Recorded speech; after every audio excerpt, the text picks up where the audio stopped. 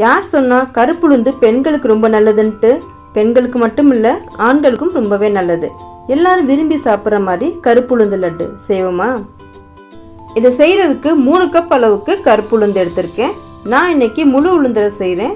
நீங்கள் உடச்ச உளுந்து வாங்குறதுனாலும் வாங்கிக்கலாம். இது கூட கொஞ்சமாக வெள்ளை உளுந்தும் சேர்த்துக்கிறேன். வெள்ளை உளுந்து எதுக்காக சேர்க்குறேன்னா, இந்த கருப்பு உளுந்து வறுப்பட்டால் தெரியாது.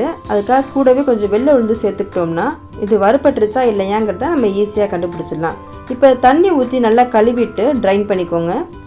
சிலர் வாஷ் பண்ணாமலே செய்கிறாங்க. ஆனால் நல்லா வாஷ் பண்ணிவிட்டு செய்கிறது நல்லது. தண்ணி நல்லா வடிஞ்சதுக்கு அப்புறமா ஒரு தட்டுக்கு மேலே ஒரு வெள்ளை துணியை விரித்து அந்த உளுந்து அதிலேயே கொட்டிட்டு ஃபேனுக்கு அடியில் காய வச்சுருங்க. வெயிலில் வைக்கிறதா இருந்தால் ஒரு 2 to 3 hours மட்டும் வெயிலில் வச்சுட்டு அப்புறமா எடுத்துருங்க. அதுக்கு மேலே வேணாம். இப்போ இதை நம்ம நல்லா வறுக்கணும். வறுக்கிறதுக்காக ஒரு அடிகனமான பாத்திரம் எடுத்திருக்கேன். வறுக்கிறப்ப அடுப்பை சிம்மில் வச்சுக்கோங்க. ஹையில் வச்சு வறுத்தீங்கன்னா மேலே ஃபுல்லாக தீஞ்சிரும், உள்ளே அப்படியே மாவு மாதிரி இருக்கும். அதனால் சிம்மில் வச்சு வருங்க.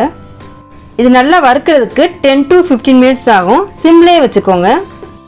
இந்த வெள்ளை உளுந்தோட கலர் மாறினதுமே ஒன்று எடுத்து சாப்பிட்டு பார்த்தீங்கன்னா நல்லா மொறுன்னு இருக்கும். அந்த ஸ்டேஜில் அடுப்பை ஆஃப் பண்ணிடணும். ஆஃப் பண்ணதுமே வேறு பாத்திரத்துக்கு மாற்றிக்கோங்க. ஏன்னா பாத்திரத்தோட சூட்லேயே மேலும் குக் ஆகிறதுக்கு சான்ஸ் இருக்குது. இப்போ இது கூட 3/4 கப் அளவுக்கு வேர்க்கடலை சேர்த்துக்கிறேன்.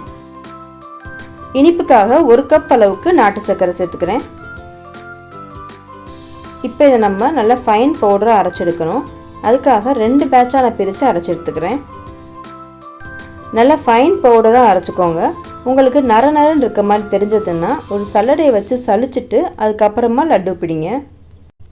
இது கூட 3/4 கப் அளவுக்கு நல்லெண்ணெய் சேர்த்துக்கிறேன். நீங்கள் நெய்யும் சேர்க்கலாம், ஆனால் நல்லெண்ணெய் சேர்க்குறது தான் ட்ரெடிஷ்னல் ரெசிபி. கொஞ்சோண்டு நெய்யில் முந்திரி பருப்பை வறுத்துட்டு அதையும் கூட சேர்த்துக்கோங்க.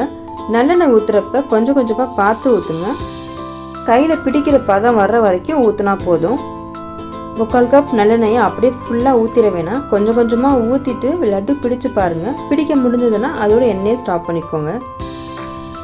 நல்லெண்ணெயில் நிறைய ஹெல்த் பெனிஃபிட்ஸ் இருக்குது. இந்த மாதிரி லட்டுவாக செஞ்சு கொடுக்குறப்ப குழந்தைங்க கூட நல்லா விரும்பி சாப்பிடுவாங்க. இப்போ இந்த பதம் வந்ததுக்கப்புறம் இதை நம்ம லட்டு மாதிரி பிடிச்சிக்கலாம்.